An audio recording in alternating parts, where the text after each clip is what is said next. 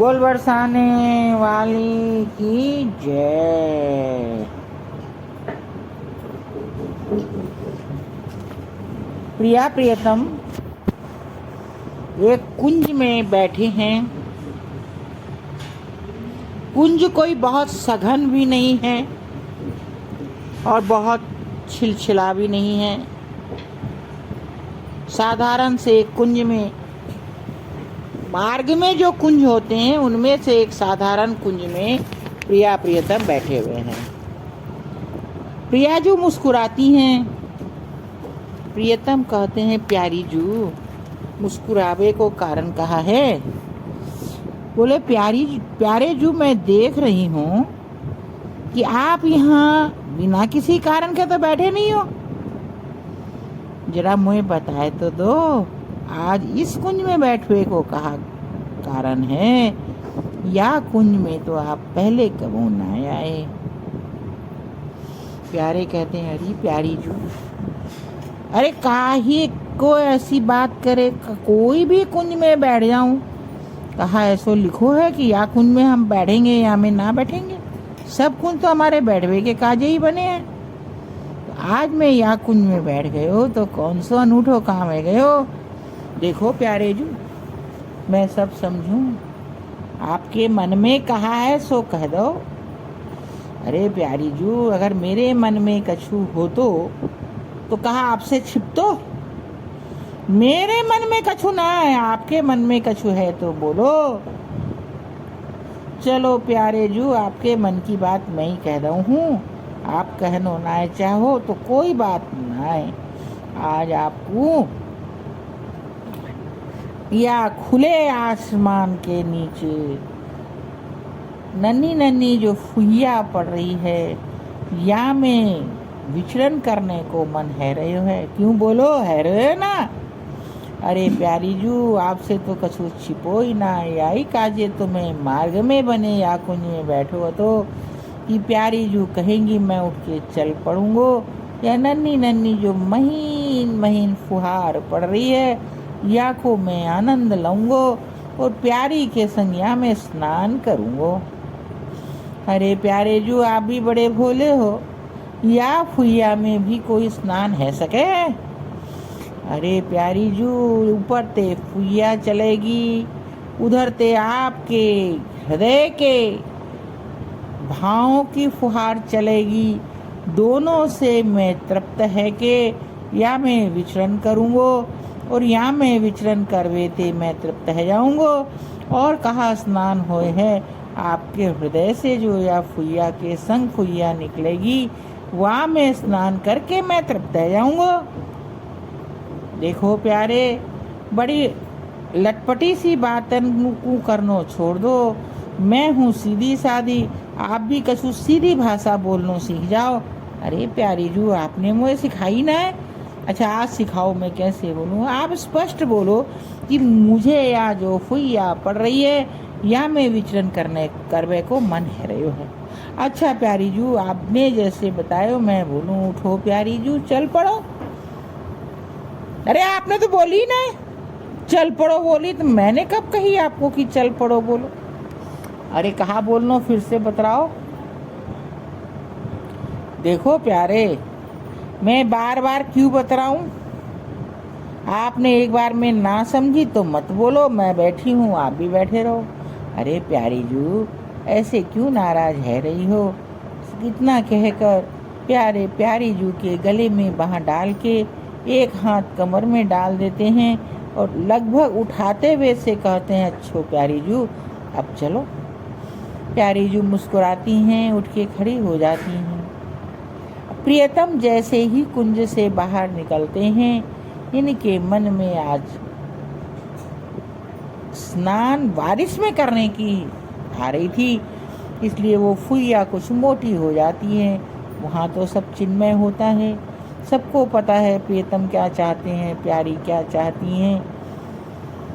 जैसे ही वो फुहार थोड़ी मोटी होती है, प्रियतम कहते हैं प्यारी जू, या तो लगे है बड़ी रुष्ट है गई है। अच्छा या ने कहा कर दियो प्यारे, देखो कितनी मोटी मोटी है गई है। प्यारे, आपको स्नान करनो है तो वह जो फुहिया पड़ रही थी वहाँ में आप स्नान कर ना सकते। आपके मन की जानबेवारी या फुहिया सब ने अपनो आकार बढ़ाए लियो, या में कहा ताज्जुब है। देखो प्यारी, मेरो ऐसो कछु मंतव्य नाय है तो आप जा करो वाई में, मैं तो बड़ो प्रसन्न रहूं हूँ। आप बोलो कौन से फुहिया में स्नान करनो है, मोटी में कि छोटी में। देखो प्यारे, मोते आप बहुत बन्यो करो हो, पर आज ना बन सकोगे। यह फुहिया सब बताए रही है कि आप कौन सा फुहिया में स्नान करना चाहो हो। इतना कहते कहते कुछ आगे बढ़ने पर श्री कृष्ण देखते हैं एक जगह एक सखी बैठी है, ध्यान मग्न होकर। किसी चीज की उसको परवाह नहीं है, कोई होश नहीं है। धीरे से आंख बंद करके पालथी लगाकर दोनों हाथ अपने दोनों घुटनों पर रखकर शांत चित्त से बैठी बैठी कुछ ध्यान कर रही है। प्यारी जी ने कहा, प्यारे, या सखी को मंतव्य तो जानना चाहिए। प्यारे ने कहे कि या तो आंख बंद करके ध्यान कर रही है, या को मंतव्य कैसे पता चलेगा। अरे पतो कहा चलेगो, या ते पूछ लियो जाए। अरे प्यारे, ध्यान में विघ्न करनो ना चाहिए, या बड़े प्यार से ध्यान कर रही है। तो प्यारे, आप तो जानो हो कि ये काहे को ध्यान कर रही है, आप बताए दो ना। देखो प्यारी जी, जो मैं जानू वो आप भी जानो, आप ही बताए दो। दोनों बतराए रहे थे। इनकी मीठी मधुर स्वर उस सखी के कान में पड़ता है। सखी नेत्र खोलती है, नेत्र खोलकर दंडवत प्रणाम करती है, दोनों के चरण स्पर्श करती। प्यारी जू कहती है, ये सखी तू यहाँ काहे को ध्यान कर रही है। सखी ने कहा, मोते चूक है गई, और वह चूक को प्रायश्चित करवे के काजे मैं यहाँ बैठी हती कि मोहे कोई बताए दे कि मैं कहाँ प्रायश्चित करूं, तो मैं प्रायश्चित करके अपनी सेवा में लग जाऊंगी। प्यारी जू गंभीर हो जाती हैं, कहती हैं, तूने जो अपराध करो वो तो अलग है, और तूने जो सेवा में प्रमाद कर दियो यो अपराध वाते बड़ो है गयो। जितनी देर तू यहाँ बैठकर ध्यान कर रही है उतनी देर तेरी सेवा छूट गई, ये प्रमाद भलो ना है। तू तोते चूक भई, वाई समय प्रिय सखी के ढिक चली जाती और वाते पूछ लेती कि कहा भयो, मैंने ऐसो ऐसो कियो है, मुझे कहा करनो है, कि तेरो इतनो समय की सेवा तो ना छूटती। सखी झेप जाती है, बोली, प्यारी जू आपने बात तो ठीक कही, मोते और एक चूक है गई, अब कहा करूं। कहा करनो है, प्रिय सखी के ढिक जाए के पूछ ले कहा करनो। लंबे लंबे डग भरती हुई वो सखी प्रिय सखी की ओर जा रही हैं, और प्रिय सखी प्रिया प्रियतम की ओर आ रही हैं। मार्ग में दोनों का सम्मेलन होता है। प्रिय सखी से वह कहना कुछ चाहती है। प्रिय सखी कहती है, अभी तो मैं सेवा में जा रही हूँ, मैं कछु बतराए ना सकूं, वहाँ ते आऊंगी तब बात करूंगी। प्रिय सखी उसको छोड़कर चली आती हैं। प्यारी जो देखती हैं दूर से ही कि ललिते आ रही हैं, समझ जाती हैं कि वह सखी की ललिता ने सुनी ना है। जैसे ही प्यारी जो के ठीक प्रिय सखी आती हैं, प्यारी जो मुस्कुराकर कहती हैं, ललिते, तूने वह सखी को कछु आश्वासन ना दियो, तू बड़ी भोरी है। वह मेरे ढीक कब आई, जब तूने पठाई। वह प्रथम मेरे ढीक क्यों ना आई, यहाँ बैठकर प्रमाद कर रही है, सेवा को छोड़कर ध्यान लगाए रही है। या निकुंज में ध्यान कौन करे है प्यारी जू, आप बताओ। यहाँ तो सब सेवा में रत रहे हैं, वह प्रमाद पर प्रमाद किए जा रही है, तो मैं बातें कहा कहूँ। देख ललिते, वह प्रमाद अनजान में कर रही है, तो वह को सब अपराध क्षमा करके वह को मेरे ढीक बुलाए दे, मैं आज वाकई हाथ से प्रसाद पाऊंगी। सुनकर प्रिय सखी के नेत्रों से 2 बूंद अश्रु गिरते हैं। कहती हैं, राधे तू कितनी भोरी है, वहाँ के अपराध को यो प्रायश्चित है कि तू आज वाके हाथ से थाल प्रसाद पावेगी। देख ललिते, या कुंज में जितनी सखियां हैं सब सेवा में रत रहे हैं, इनते कछु त्रुटि है जाए तो इतना कठोर ना होना चाहिए। श्री कृष्ण कहते हैं, नाय नाय, सबको मोम को बना बना के एक पुत्रो दे दे। जब कछु गलती हो तो वह मोम पिघल जाएगा और वह को सब अपराध क्षमा है जाएगा। ऐसे कहूँ व्यवस्था चले, और यह प्रकार यदि व्यवस्था चलेगी तो सारे निकुंज प्रदेश में अव्यवस्था है जाएगी। देख ललिते, तू या की बातन में मती ना आई, तो जो करनो वाई करियो। इतने में वो फुई जो पड़ रही थी वह इतनी महीन हो गई कि पता भी नहीं चल रहा है कि फुई गिर रही है।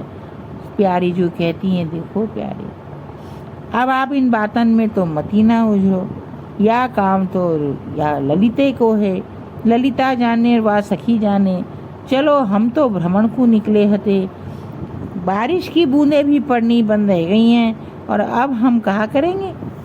श्री कृष्ण कहते हैं, बारिश की बूंद बंद ना है सके, हम विश्राम करवे लगे तो वो भी विश्राम करवे लगी, हम चल पड़ेंगे वह भी चल पड़ेगी। या तो चिंता करवे की कछु बात ना, चलो प्यारी। कह के श्री कृष्ण प्यारी जू के कमर में हाथ लगाते हैं, धीरे से उनको आगे बढ़ने का इशारा करते हैं। प्रिय सखी पीछे से उनके घाघरे को उठा लेती हैं। थोड़ी दूर आगे बढ़ने पर एक कुंज आता है। उस कुंज में बड़ी सुंदर व्यवस्था की गई है, पेय भी रखे हैं, थाल भी रखे हैं, झूला भी पड़ा है, और वहाँ सेज भी लगी है। बड़ी सुंदर व्यवस्था को देखकर प्यारी जू कहती हैं, प्रियतम क्या ही अच्छो हो तो हम यहाँ कुंज में बैठते और यहीं अंदर फुइया आती, और हमारो भी फुइया में स्नान है जा तो संग संग हम प्रसाद भी पाते, कछु पेय भी पीते, फिर विश्राम भी करते, परंतु या के कारण तुम्हें बाहर ही रहना पड़ेगा। श्री कृष्ण कहते हैं, ऐसी कौन सी बात है, कौन ने कह दियो कि वह कुंज में फुइया ना जा सके, फुइया तो सर्वत्र जा सके है, तू कुंज में चल के तो देख। श्री राधा मुस्कुराती हैं, कुंज की तरफ बढ़ती हैं, आगे आगे प्रियाजू हैं, पीछे पीछे श्री कृष्ण जा रहे हैं। उफुइया सब कुंज के अंदर चारों तरफ मंडरा रही हैं, और मंडरा के हल्की हल्की बारिश प्रिया प्रियतम पर पड़ रही है। प्रिया प्रियतम मस्त हो गए हैं। कहते हैं, देखो या हमारे जो निकुंज प्रदेश है, या में या जल की फुइया भी सचेतन है। हम बाहर कहे तो बाहर आई गई, भीतर कहे तो भीतर आई गई, लेकिन मोए एक बात समझ ना पड़ रही, बिना बादल के या कैसे चले हैं। बाहर तो सोचो जा सके है, ऊपर आसमान ते कछु कछु या को सहयोग मिल रहे हो है, पर वह कुंज में या को कौन को सहयोग मिल रहे हो है जहाँ ते ये फुइया चल रही। बड़े असमंजस में प्रियतम बार बार प्यारी जू को पूछते हैं कि ऐसे कैसो है कोई रहे हो है प्यारी, मैं कछु तो बतराओ। प्यारी जू मुस्कुराती हैं, मुस्कुराकर अपनी ओढ़नी को इशारा करती हैं। उस ओढ़नी में बड़ा ध्यान से सुनिएगा, प्यारी जू ने बाहर जो फुइया पड़ रही थी अपनी ओढ़नी में समेट ली, और उस अपनी ओढ़नी को वह कुंज में फैलाए दीनी। वामे ते वा फुइया पड़ रही हती, वा ते प्रिया प्रियतम को स्नान है रहे हो। तो तब प्रिया जू की बात सुनकर प्रियतम ने ऊपर देखा तो प्यारी जू की ओढ़नी ऊपर आसमान की तरह बनी है, और उसमें से फुइया निकल रही है। प्रिया जू कहती हैं, देखो प्यारे, आप जा लीला को करना चाहो हो वह तो पूर्ण ही होएगी। आप आज फुइया स्नान करना चाह रहे थे, आपको इच्छा, मेरी इच्छा भई कुंज में बैठवे की, तो मैं आपके इच्छा को भी तो स्वागत करूँगी। मैंने फुइया को समेट के अंदर लाने को विचार कर लियो और मैं लेके आ गई। दोनों की बात है गई, दोनों प्रसन्न है गए। मैं अंदर कुंज में बैठकर प्रसन्न हो गई। आप फुइया ते स्नान करके प्रसन्न है गए। या प्रकार श्री कृष्ण और श्री राधा प्रिया प्रियतम की लीला निकुंज प्रदेश में सदैव चलती रहे। बड़े भाग्य से या लीला को दर्शन श्रवण करने को मिले हैं। या सौभाग्य को कोई बिरलो ही प्राप्त कर सके है।